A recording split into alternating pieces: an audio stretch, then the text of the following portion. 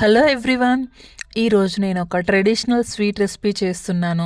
At the same time చాలా healthy recipe. అప్పట్లో మన పూర్వీకులు ఈ స్వీట్ రెసిపీని చేసుకునేవాళ్ళు. శరీరానికి ఎంతో బలాన్ని, పుష్టిని ఇస్తుంది.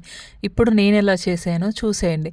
ఫస్ట్ ఇక్కడ నేను డ్రై ఫ్రూట్స్ వేయించుకోవడం కోసం కడాయి తీసుకొని కొంచెం గీ వేసి బాదం, జీడిపప్పు బంగారు వర్ణం వచ్చేంత వరకు వేయించుకొని పక్కన పెట్టుకోవాలి. ఆ తర్వాత అదే కడాయిలోకి ముప్పావు కప్పు వరకు మినపప్పు వేసుకోవాలి.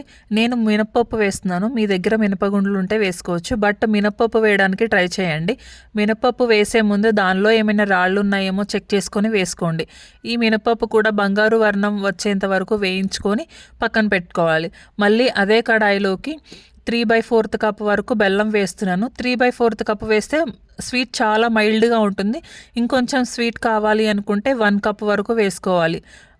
అదే బెల్లంలోకి మళ్ళీ 1/2 కప్ వరకు వాటర్ పోస్తున్నాను.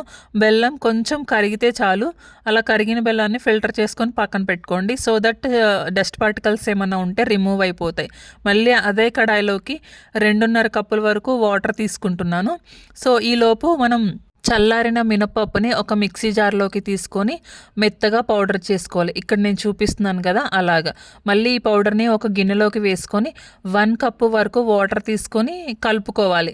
లంప్స్ ఏమీ ఫామ్ అవ్వకుండా మంచిగా కలుపుకోవాలి. ఆ తర్వాత మనం కడాయిలో వాటర్ తీసుకున్నాం కదా, ఆ వాటర్ కొంచెం హీట్ అయితే చాలండి, ఎక్కువ బాయిల్ అవ్వాల్సిన అవసరం లేదు. ఆ తర్వాత కడాయిలోకి వేసుకొని లంప్స్ ఏమీ ఫామ్ అవ్వకుండా తిప్పుతూ ఉండాలి.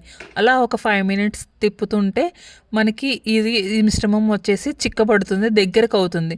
సో తర్వాత బెల్లం సిరప్ వేసుకోవాలి. బెల్లం సిరప్ వేసుకోగానే మనకి కొంచెం పల్చగా అవుతుంది, పర్లేదు.